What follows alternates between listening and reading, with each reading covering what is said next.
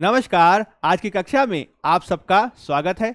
आज हम जिस महत्वपूर्ण टॉपिक की आपके साथ चर्चा करेंगे वह बेहद महत्वपूर्ण है और इसका संबंध सामाजिक न्याय के साथ ही अर्थव्यवस्था के क्षेत्र से है, यानी जीएस पेपर 2 और जीएस पेपर 3 दोनों के साथ इसका जुड़ाव है। साथ ही प्रारंभिक परीक्षा में भी इससे लगातार क्वेश्चन पूछे जाते हैं। आज हम जिस टॉपिक की चर्चा करेंगे उसका थीम क्या है, तो वह थीम है वैश्विक गरीबी बहुआयामी सूचकांक, यानी global multi dimensional poverty index, जिसे एमपीआई कहते हैं। इसकी चर्चा इसलिए कर रहे हैं क्योंकि 2024 का ग्लोबल एमपीआई रिलीज कर दिया गया है। अब यहाँ पे क्वेश्चन उठता है कि ये है क्या और इसे किस संस्था के द्वारा जारी किया जाता है और इसमें महत्वपूर्ण बातें कौन सी हैं। तो सबसे पहली बात यह है क्या, तो यह गरीबी के मापन का एक महत्वपूर्ण सूचकांक है जो मोटे तौर पर गरीबी को बहुआयामी तरीके से मापता है। इसमें अलग अलग संकेतकों के आधार पर यह देखा जाता है कि देशों में किस आधार पर गरीबी है और कितनी गरीबी बहुआयामी रूप में विद्यमान है। इसमें अलग अलग सूचकांक है जो आपको ध्यान रखने हैं। इसके बारे में अभी चर्चा करेंगे। कौन सी संस्था इसे जारी करती है, तो दो संस्थाओं का नाम याद रखेंगे। एक है यूएनडीपी यानी संयुक्त राष्ट्र विकास कार्यक्रम, जो संयुक्त राष्ट्र की एक स्पेशलाइज्ड एजेंसी है, और दूसरी है, आप ध्यान रखेंगे, Oxford poverty and human development initiative. ये दोनों मिलके इसे प्रकाशित करती हैं। यह महत्वपूर्ण है, इस बात को नोट करेंगे कि इस बार का यानी 2024 का जो थीम है, विषय है, वो क्या है, तो पॉवर्टी एमिड कॉन्फ्लिक्ट, यानी संघर्ष के बीच गरीबी। इसमें किया क्या गया है, तो विभिन्न देशों के बहुआयामी गरीबी डेटा को लिया गया और उन्हें हिंसक संघर्ष के डेटा के साथ शामिल किया गया और इनके अंतर संबंधों को बेहतर ढंग से समझने का प्रयास किया गया है। यानी सामान्य तौर पर मल्टी डायमेंशनल पावर्टी इंडेक्स इस बात की जांच करता है कि देशों में बहुआयामी गरीबी कितनी है, लेकिन इस बार गरीबी को संघर्ष के साथ जोड़कर देखा गया है और इस बात को महत्वपूर्ण रूप से पाया गया है कि जिन देशों में ज्यादा संघर्ष है वहां पे गरीबी ज्यादा है, यानी ज्यादा संघर्ष ज्यादा गरीबी। कुछ महत्वपूर्ण आंकड़े आप याद रख सकते हैं, जैसे कि 2024 का सूचकांक ये बताता है कि 112 देश में लगभग 1.1 अरब लोग, जो ग्लोबल पॉपुलेशन का 18% है, वह एक्यूट मल्टी डायमेंशनल पॉवर्टी में जी रहे हैं। यहां पे तीव्र बहुआयामी गरीबी है। भारत ने पिछले 10 वर्षों में काफी बड़ी संख्या में लोगों को गरीबी रेखा से बाहर निकाला है, लेकिन अभी भी एमपीआई का यह दावा है कि भारत में लगभग 234 मिलियन यानी 23 करोड़ से ज्यादा लोग अत्यंत गरीबी में जी रहे हैं और यह पूरी दुनिया में सबसे ज्यादा संख्या में से एक आंकड़ा है, जो भारत के लिए चिंता का विषय हो सकता है। अब यहाँ पे क्वेश्चन ये उठता है कि व्हेन वी टॉक अबाउट, जब हम ग्लोबल एमपीआई यानी आपका बहुआयामी गरीबी सूचकांक की बात करते हैं, तो उसे किस तरीके से मापा जाता है, इसमें कौन कौन से डायमेंशंस हैं और कौन कौन से जो है इसमें संकेतक हैं जो आपको ध्यान रखने, जो आपसे एग्जाम में पूछा जाएगा। तो याद रखिएगा, global multi dimensional poverty index यानी वैश्विक, ठीक है, बहुआयामी गरीबी सूचकांक, यह 3 आयामों को, डायमेंशंस मतलब हो गया 3 आयामों को शामिल करता है।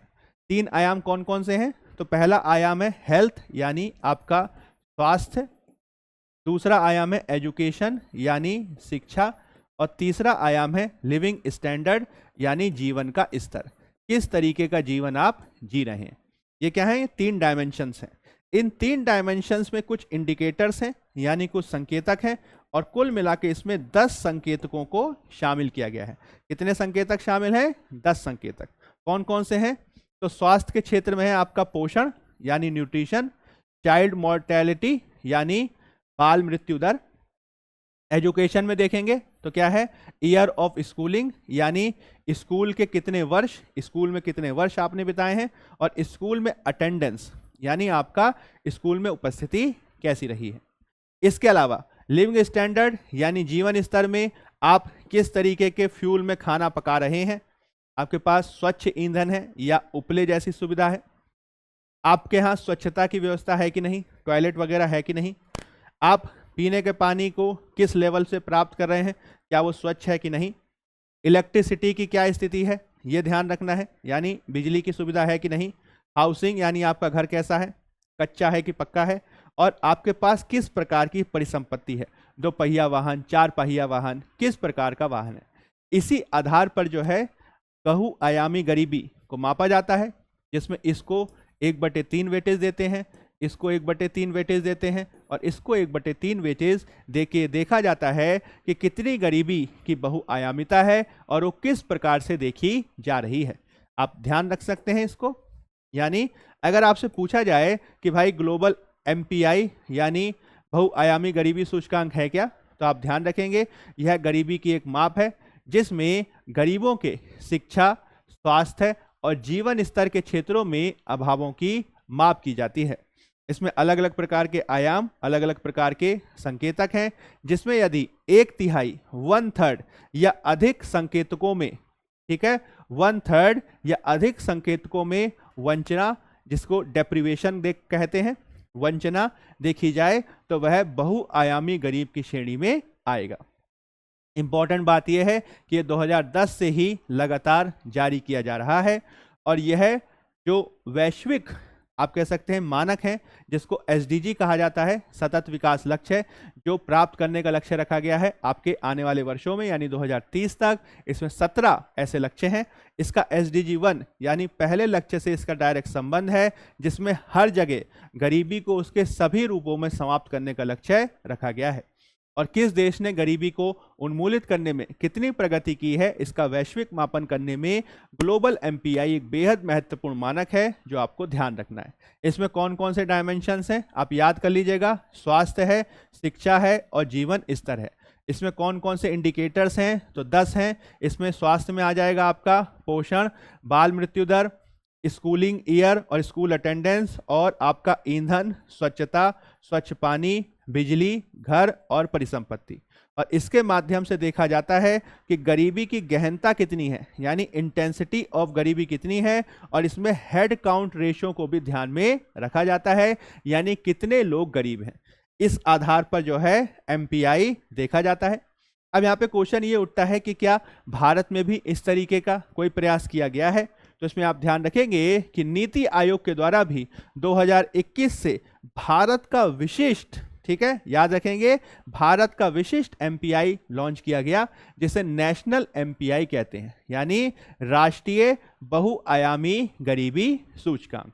ये क्या है, भारत का राष्ट्रीय बहुआयामी गरीबी सूचकांक, जिसे 2021 में नीति आयोग के द्वारा प्रस्तुत किया गया। यह वैश्विक जो ग्लोबल एमपीआई है उसी पे आधारित है। बस अंतर यह है कि इसमें 2 अतिरिक्त मानकों को जोड़ा गया है। इसमें 10 मूल संकेतक बरकरार हैं ग्लोबल एमपीआई के, बस 2 और ऐड हैं। याद रख लीजिएगा, पूछ लेगा आपसे। और ये कौन से हैं, तो मातृ स्वास्थ्य, यानी स्वास्थ्य में आपका एक तो चाइल्ड मोर्टेलिटी है ही, तो मैटरनल मोर्टेलिटी इसको जोड़ दिया गया, और साथ ही बैंक अकाउंट को जोड़ दिया गया, यानी मैटरनल हेल्थ के साथ बैंक अकाउंट को भी जोड़ के कुल मिला के इसमें 12 संकेतकों को शामिल किया गया है। यानी इसमें इंडिकेटर्स और उनका वेट किस तरीके से है, तो इसमें हेल्थ, शिक्षा, एजुकेशन, स्वास्थ्य और स्टैंडर्ड ऑफ लिविंग, जीवन का स्तर, इन तीनों को 1/3, 1/3 और 1/3 वेटेज हो गया। फिर उसके बाद इसके अंतर के आप कह सकते हैं इंडिकेटर्स हैं, जिसमें पोषण 1/6, चाइल्ड एंड एडोलेसेंट मोर्टेलिटी, ठीक है, बाल और किशोर मृत्यु दर, मैटरनल स्वास्थ्य हेल्थ, इसको 1/6, इसको 1/12 और इसको 1/12। फिर उसके बाद एजुकेशन आता है, तो 1/6, 1/6 ईयर ऑफ स्कूलिंग और स्कूल अटेंडेंस पहले की तरह ही है, ग्लोबल एमपीआई की तरह। फिर उसके बाद 1/3 में आपको ध्यान रखना है स्टैंडर्ड ऑफ लिविंग में कौन कौन से संकेतक हैं, तो कुकिंग फ्यूल इसको 1/21, sanitation 1/21, drinking water 1/21, housing 1/21, electricity 1/21, assets 1/21 और नवीन बैंक अकाउंट को भी इसमें शामिल किया गया है। यानी कौन कौन से संकेतक महत्वपूर्ण है और इसमें किस तरीके के संकेतकों को किस प्रकार से भारित किया गया है, यह आपके एग्जाम में पूछा जाएगा। क्या क्या याद रखेंगे, ग्लोबल एमपीआई और नेशनल एमपीआई, और इसे किस संस्था के द्वारा जारी किया जाता है। अगर आपको हमारे वीडियोस पसंद आ रहे हैं तो ज़्यादा से ज़्यादा लाइक करें, शेयर करें, सब्सक्राइब करें। आज की क्लास में फिलहाल इतना ही, धन्यवाद।